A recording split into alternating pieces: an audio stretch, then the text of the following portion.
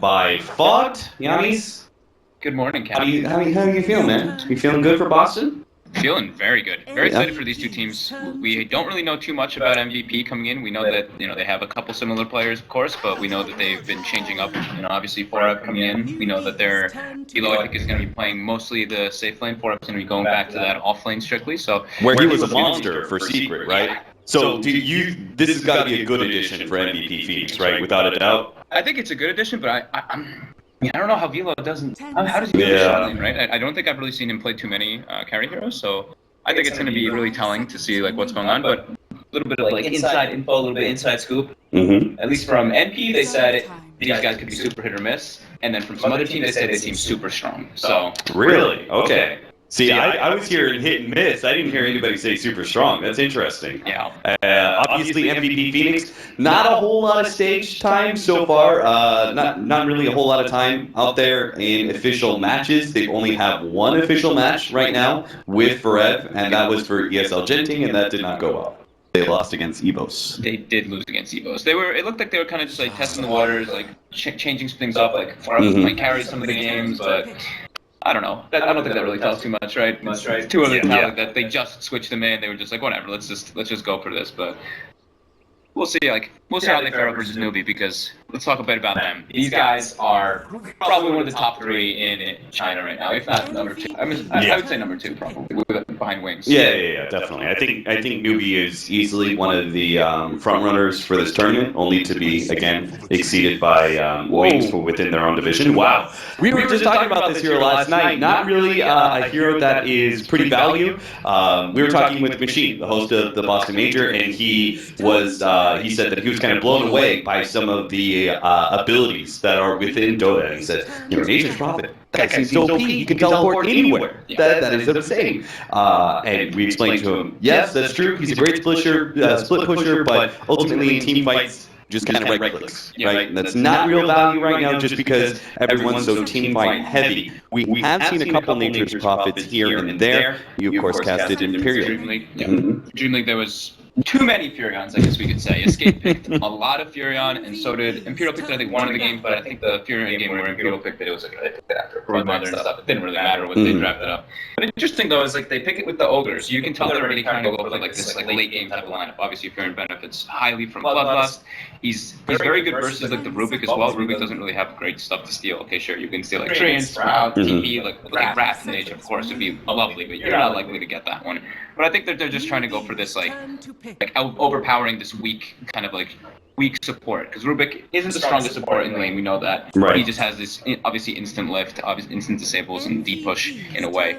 So you're saying the real power, because we're so fight heavy, right, in this current meta, Furion doesn't necessarily do a whole lot for you at the 20-minute team fights, right? But what he can do is during the laning phase, right? That's where he can be super aggressive. Pressures the lane super hard, messes up just messes up your rhythm. People aren't used to playing versus these heroes with summons anymore. We used to see lots of Lundred, lots of Furions just mess with the pull, disrupt the support's leveling. This is one of those. We could see it come into action, but these guys are speeding right through the draft, no hesitation whatsoever. A couple of heroes that we really strongly expected, the Rubik, the Juggernaut, highly contested between these two. The Kardel ban, both these teams love that hero.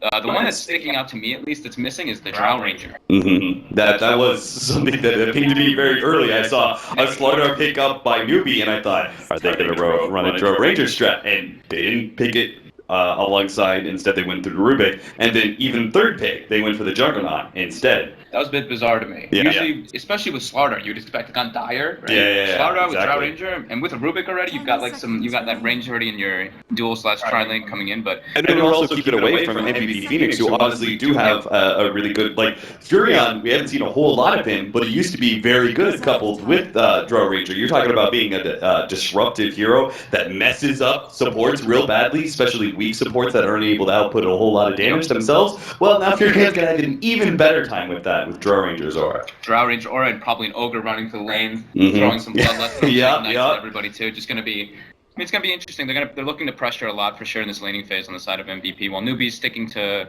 I mean, they're sticking more to like these newbie guns. Oh, okay. Woo! That makes sense, right? You had to have a hero to shore up the lanes, right? Yeah. And this hero will also be able to deal with a lot of the split pushing power, the Furion. We've seen Dream Protector definitely rise in pick rate quite a bit lately, and it feels like with how everyone's playing very map control heavy, being able to always heal your towers up to full, right? You can do that late defense, teleport in. You can go ahead and trade towers, except for your tower only gets down to 200 HP. You mass TP over there, protect the tower, it starts getting living armor. Next thing you know, you've got a whole entire tower of map control advantage over the enemy team. It like throws off the enemy team too, because when you're going for those tower pushes, it's like we have to get this tower, otherwise, we just wasted a lot of time and effort. So it's like even though you want this like objective type gaming lineup and stuff like that, it really just messes with your rhythm because of that. Obviously, the heal potential. And it's a side benefit, right, of also being a very powerful laning hero, right? That is not a hero that's going to be messed up a whole lot, right? Just because he's tanky, he can,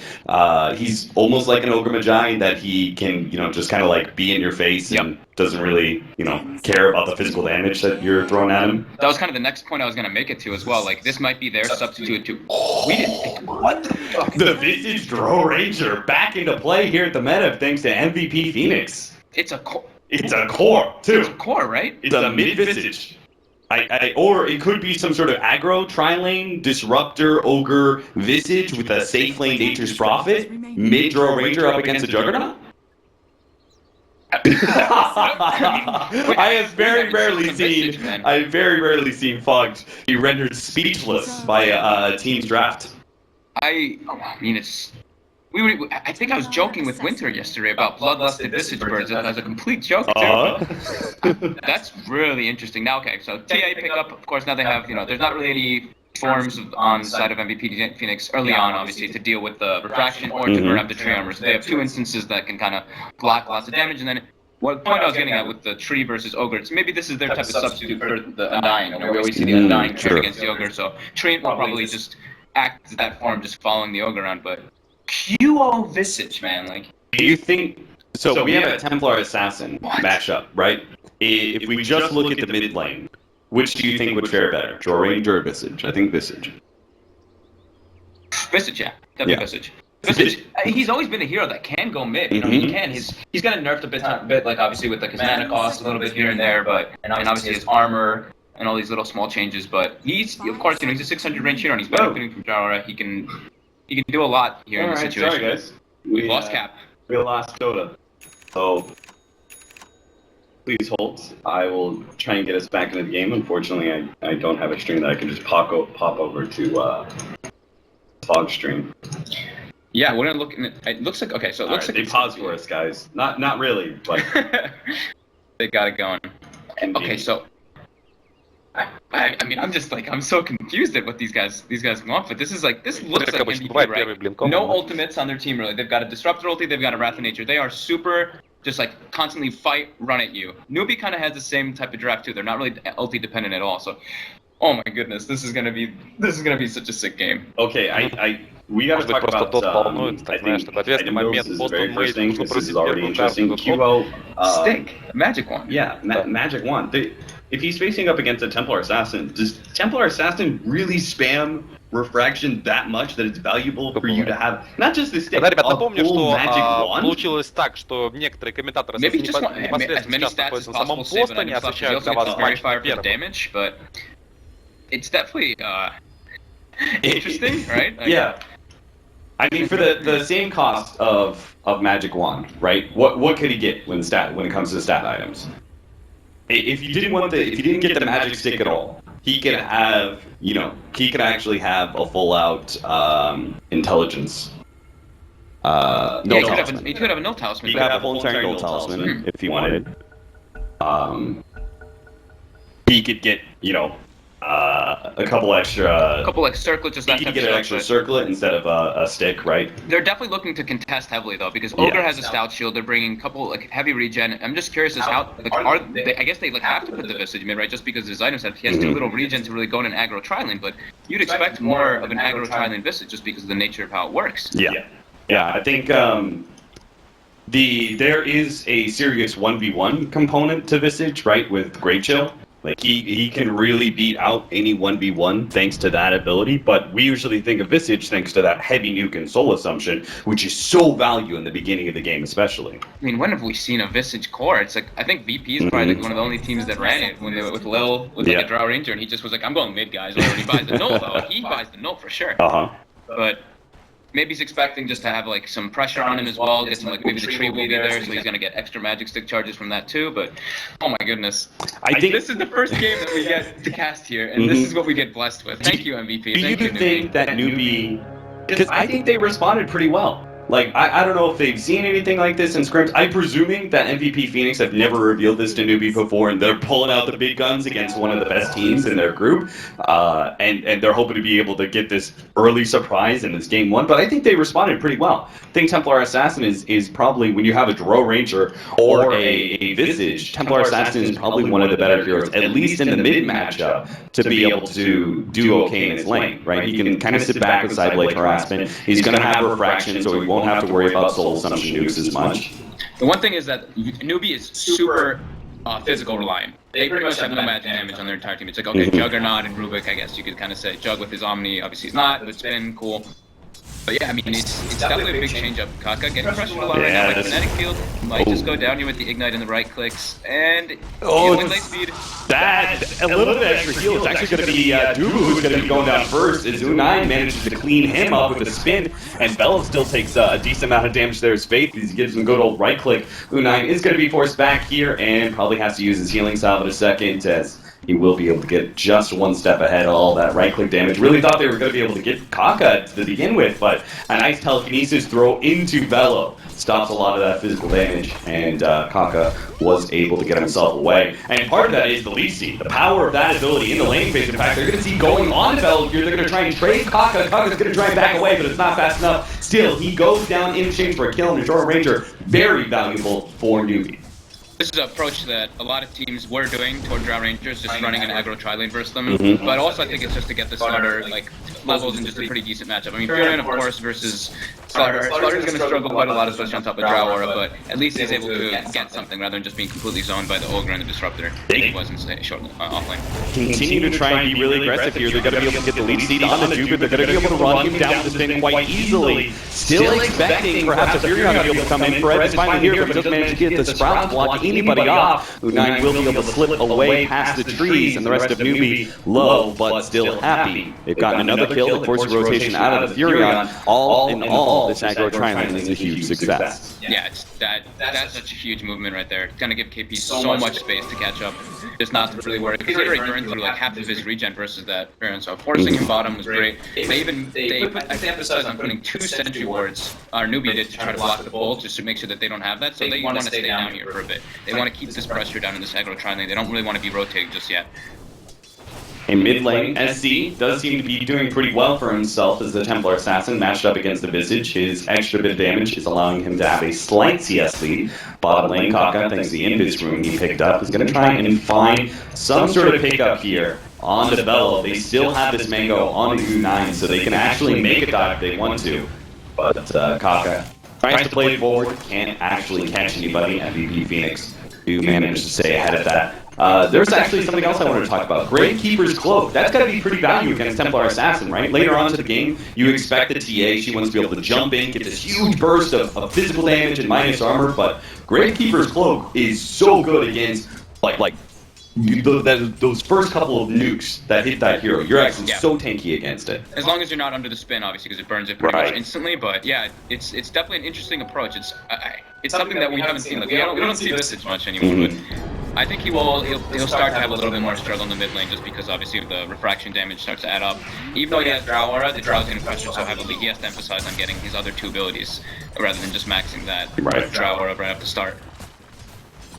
Nature's Prophet at top lane. We talked about how Fareb had to TP down. We're probably expecting he's going to have to TP down to bottom lane again sometime soon if there's more action. But for now, he's still doing okay in CS compared to the Slardar, despite having to leave lane at 15-7 compared to the 17-5. But here comes the TP bottom. They tried to go on Febby, but he gets away just out of the kinetic field, blocks the Juggernaut. Juggernaut getting body blocked by the trees, chasing him down. Oh god, this is a beautiful body block. So nice, but no, it's not enough with the tree armor. Almost, though. Almost. A little bit of leech seed action. Heals back face very slightly. And MVP Phoenix failing to get another rotation that succeeds. Yeah. Like, Newbee's putting so much pressure. Like, even when you see them stand in the lane phase, in between the tower, just because of Tree Juggernaut, how much, like, actual right-click damage they dish out, they have to be so careful with their positioning. Like, if the Ogre steps up, he's almost at potential of dying, even though he has Stout Shield and he's an Ogre. This Top is... lane KP putting pressure on Forab. He's gonna get him here. He's done for. Trapped inside the trees against KP. KP picks up... I mean, he was already getting basically free farm in this lane. And this is something that Newbee have always valued, giving KP farm lane. It seems like he is such a good playmaker, and they always put him on heroes like this Slark who need to be able to pick up a core item before they have big impact. Newbee have always rotated multiple heroes into the off lane. Here, they're giving him exactly what he wants in a 1v1 safe lane, and he gets the kill. This is going to be KP probably coming online a lot faster than Newbee usually try and put him in that place. This is, I feel like, in so many ways, this laning phase is going very well for Newbee. Yeah, absolutely. This is going to be the first test for SC. He now has to face off against the birds, quickly burning through the refraction, but he has living armor as well, and that will be the little bit of extra help he needed.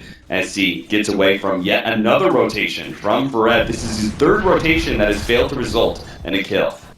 Yeah, and KP just, I mean, he pulls the lane back, he suicides the neutrals, TP's back top, he's just going to keep his farm chain. This guy is their space maker, so him having such a good start is going to be massive for them. Faith getting down on bottom. Nice, double silence there. Faith is going to be in some serious trouble. The nuke comes in, not quite enough to finish him off. In fact, he's still getting a lot of heal going down. Now the spin on a QO, they might just be able to kill this mid hero. The spin is doing so much damage, it looks like a couple more right clicks and they can finish him off. It's a big kill, but Nine is going to be kited around QO, staying one step ahead of him. 3 down on Newbee at the bottom lane, and nobody dies from MVP Phoenix. Most importantly, QO, the mid laner, stays alive through all of that. Gravekeeper's Club, like the 3-second recovery time, actually played a huge factor there. It burned through it instantly, then it just 2 more stacks came up, so the right clicks from Juggernaut pretty much did 0 damage to him. Bye, Faith. Yeah. Sent back to base. That's okay, though. Our Juggernaut will quickly take his place. That bit of aggression, though, we talked about, okay, these rotations just not working out, but finally, a rotation does work, and it works big for MVP Phoenix, right? Being able to get those 3 kills, that brought them back into this game. Huge committing, though. You can feel that MVP's feeling pressure, you know, they brought 5 heroes to their safe lane. You know that's a telltale sign that they're like, okay, guys, the laning phase is definitely not going too much into our favor, where, you know, Forev is porting all over the place and he's not getting anything out of it, so now we need to force something, bring 5 heroes, works for them. But yeah, Newbee was very keen, like I mentioned, you know, they emphasized on blocking the pull over and over, so they were just going to stay in that bottom lane. And they're still going to do it, but now their supports are going to start moving around a bit, but it's definitely a bit scary still that KP is having such a free farm lane. Like, he's got Tranquil Boots, 4-man shield, stick, Falling Blade, 900 gold, level 7 already on the Slark. I mean, they absolutely needed this Slark, because they've got like two very mid-game heavy cores in both the Juggernaut as well as the Templar Assassin, but there is that sort of 15-minute window, right? That around 15 minutes where you need some space being created for these heroes, and Slark will absolutely be able to do that with the start he's having. If he can get away from this game, potentially, they do still have a glimpse. They're going to be able to pull him back into the kinetic field, get some more right-click damage. He's going to try and go for the TP Alpha, but he's there with the stun, thanks to being level 4. No amount of living armor in this world will be able to prevent KP from going down. Very important kill by MVP Phoenix. Their movement around the map is beginning to claw back some of that advantage that Newbee took in the first 4 or 5 minutes. Super aggressive game starting out, though. Both teams just try to put the pressure. Newbee as well, though, at least they did stack at least once for the Ancient, so they are trying to make sure that TA does get a good comeback, you know, just get a good boost to the farm there. As we do usually see for that hero. So. Yeah. And that'll be something that Newbee, that's maybe part of the reason, right? Another reason why the Train Protector is going to be able to come in big. You can see Newbee right now pushing down this bottom lane tower. Their mid tower is currently under assault. Newbee are going to be forced to cancel a TP from the Rubik. Let's see if they can still hold this mid tower, though. Faith pops out, pushes back the 2 cores with the rest of these rotations coming in. They will be able to keep any further damage off this tier 1, and it'll be healed back to full slowly but surely by Faith. So great example there, the Train Protector's impact in this game. Newbee able to make a 1-for-0 trade afraid when it comes to towers. I like that he sees like just his decision making there. You know, he sees the top tower is getting pressured so heavy. He doesn't stay in the mid lane to try to defend it. He's like, I'm moving bottom. We're making the trade. Yeah. There's no point in like just staying in my lane. There's no point in farming the ancients right now. I can do that later on. We need to just do the equal pressure. You need to like mirror your enemy's movements. Yeah, much better for you to be able to control your bottom half of the map, right? Because they're so Roshan dependent, ancient stacking dependent, right? They need to control the bottom half of the map much more than the top half. Yeah, it's just like, it's a typical Dire move, you know, right? Just like being able to get into that Radiant jungle, get a couple wards down, and secure yourself your Ancient, secure yourself that Roche as you're mentioning. MVP Phoenix, in some ways, this you normally think about Living Armor being quite strong against a little bit of harassment damage against towers, but QO is going to be gone on here. The Omni Slash bounced onto him, but he still takes up a lot of this with the Great Keeper's Cloak. Still, though, with the minus armor, KP might be able to run him down. He turns on to Bello instead, gets a good crush off, had to run himself away from the birds. U9 comes forward, silence back, but a big nuke comes out from SC. That right-click damage did so much. He tries to chase down Bevy as well, but slows down now as the Visage gets a good nuke off, but in the end, they won't be able to find a connect onto Newbee. They walk away, losing nobody and gaining a kill on the Drow Ranger, and perhaps a couple of these familiars as well. The last one will be able to stay one step ahead of the Juggernaut. QO Midas. So he's trying to stay ahead. You know, this Visage isn't really a hero that flash farms in any way. You need levels, and he's playing core Visage, which is something we don't see. So the Midas pickup is great just because they're running this like triple core, I guess you could say, triple brains core. I mean, as much as Visage is a core, you could say. Yeah. He's got to get the, we still need to see the Aghanim Scepter, even if it is a core Visage, right? He needs that pickup, absolutely. Yeah. So it'll help them both get to level 16 as well as be able to get that Aghanim Scepter. And they'll reach this very big peak for MVP Phoenix, and that's really where they will hit their strongest. But it's getting to that point that's going to be a little bit tough. You're going to see Faze come in, nice overgrowth onto 4. They're going to try and come in with KP, but unfortunately he's been silent still. They managed to get Bevy on the front lines. KP still looking for that crush. Goes to the back line, hits the Disruptor while Bello's chased down by U9. Will be able to get him with a couple of spins, and SC is just cleaning up heroes left and right. This amplified damage is letting SC throw out 200 damage nukes with every right click. Haste turn as well. That's just like the perfect situation for them. Faith with the beautiful 4-man overgrowth. Look at these guys. You see how they're cutting down trees around these familiars? God, I wish people would do this in my pub. They easily kill the birds, make sure they get that extra little bit of bounty, make this Visage core so much worse, and Newbee, 9-4 now at 11 minutes. I mean, that's kind of like the one thing is like usually with a Drow Ranger lineup, you want to have a frontliner. The thing that MVP is really lacking right now is a tank. Someone to stand in the front. He's Ogre. Okay, it's an Ogre. Like you're a full-blown support. You have nobody else really except for I guess like they're kind of using the Visage in that manner. But having your Visage there as a core, you're missing out on a lot of your damage potential. And Newbee's able to just kind of steamroll through them in that fight because of that. And yeah, I mean, the refraction is well building up, the living armor building up. It's really hard for them to like. Oh, they got him. This is a very big kill. SC. He's going to be taking so much damage from the Static Storm. He has a refraction coming up in one more second. Living armor is also allowing him to live a little bit longer, but looks like there's just no hope. None of his allies are around. Oh god, the last right click, it missed. SC flicks himself away. Oh no. MVP Phoenix, that was a huge kill to pick up. Now Kaka, well, that's nothing great. Thunderstrike, not the ideal abilities to steal there. Either way, Newbee still keeping most of their towers intact except for that sacrificial top lane tower.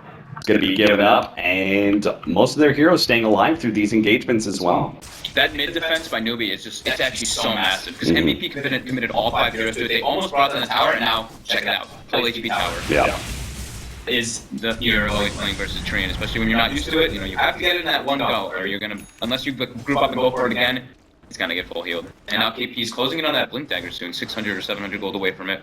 Blitz had an interesting way of putting it. He said pretty much, if the Drow Ranger lineup ever stops from pushing, it's dead in the water. So if you can ever stop those pushes, right, and that's the first time. Newbee stopped it really early with that mid lane engagement. Do you think MVP Phoenix were jumping the gun in any way when it comes to that 5-man pushment? Do you think that they were not accounting for Newbee's clear strength in fights? Or do you think they were just like, we have to push, so we kind of have to do this. I think that's exactly what it was. I think they're like, we need to get with these tier 1s because we can't give them such easy access to Roshan. We need to be able to get there, outnumber them in a way. And that was definitely their move to do it. Now, Newbee, smoke up, going to the Rosh pit. It's going to die pretty damn quickly here. Yeah. And MVP seems to be doing some other type of wraparound. They really want to be able to take out this mid tower. They really want to get the pressure on into the enemy jungle. Yeah, they're hoping to maybe find someone within that direct jungle, find a pick off on somebody farming up the creep camp. Not going to find anything inside the jungle. They'll just have to get Kaka instead. But that's not yet. Yeah. That's pretty much what that was. He's like, I knew they were there. That's pretty much how I feel Kaka felt right there. He's just like, I'm eating the game. You guys are getting the Rosh here. Scan puts it up for MVP. They seem to be kind of aware that this Rosh is going on, but it is too late to contest. Amplified damage actually pulling the creeps off the tower here. KP. They're not going to get this tower either. No, they really are not. They would have had to move so quickly against a Slaughter TA. Those are new familiars. If Newbee's able to get those, they're kind of on the low ground. That's a bit of a scary place to go for, but I was a little bit scared. That was definitely a bit scary for QO there. But so much pressure coming out for Newbee. Like this laning phase that they decided to do, the aggro tri-lane, Velo emphasized on getting 3 points in Frost Arrows and like 2 in Precision Aura, so their damage potential definitely started getting reduced. QO is also a bit underleveled, even though he has Midas, coming close on that level 11 now, but he was level 9 in those last 2 engagements.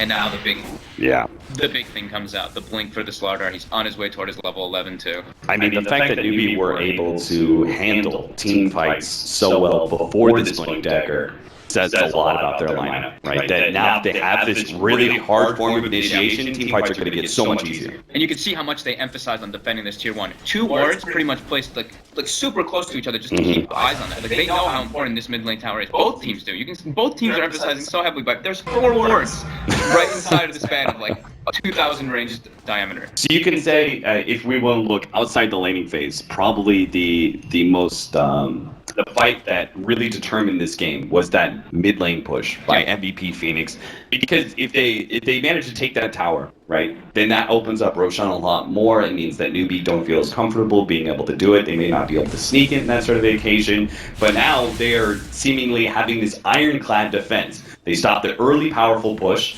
there, and now they're ready pretty much at all times. Think this blink dagger KP going to try and show himself just a little bit, warding off MVP Phoenix from going for Kaka, as that Rubik is not just a simple pickoff. That'll lead into a whole lot more. He's got living armor, he'll tank pretty decently. He stole Bloodlust too. Yeah. That's probably like the biggest deal he could get. I mean, familiars would be cool, but I actually think Bloodlust might even be better for him just because he doesn't need to be doing the damage. His team already has the damage. Yeah. Templar Assassin is certainly a hero that benefits a lot out of attack speed. QO is a goner.